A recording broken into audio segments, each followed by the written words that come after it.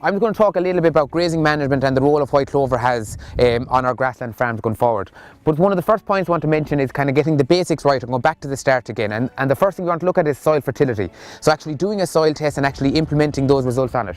The second thing is actually our grazing infrastructure, setting our farm up to grow, not only grow the grass, but we must be able to utilise that grass in the forms of grazed grass and getting into the animal's mouth.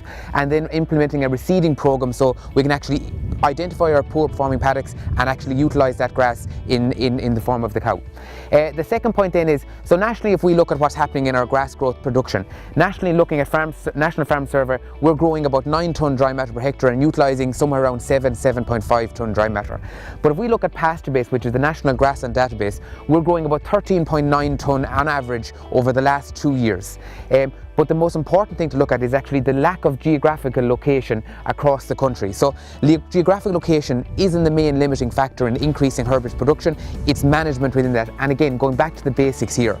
The third point I want to mention here is actually the role that white clover has. So white clover is a legume in terms it can take nitrogen from the atmosphere, make it available to plant usable source, and actually the plant itself and also the companion species is able to utilise that then in the form of increasing herbage production. So we've done a lot of work in Moorpark and we've identified that white clover under good grazing management conditions can take nitrogen from the atmosphere and fix up to 100 kilos nitrogen fertiliser through conical nitrogen fixation. So there's actually a huge scope there to reduce the amount of fertiliser that we're applying.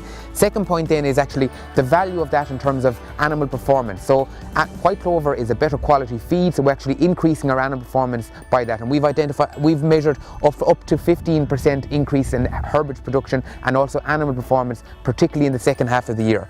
And how we can do that, in terms of a reseeding program, you can incorporate white clover into your reseeding plan, but again it'll take a number of years to incorporate that, or you can actually do it on an over-sowing system, or actually follow the cows and establish white clover into an existing grass-only sward and actually maintain clover in the sward across the year. So in terms of take-home message, we can grow more grass.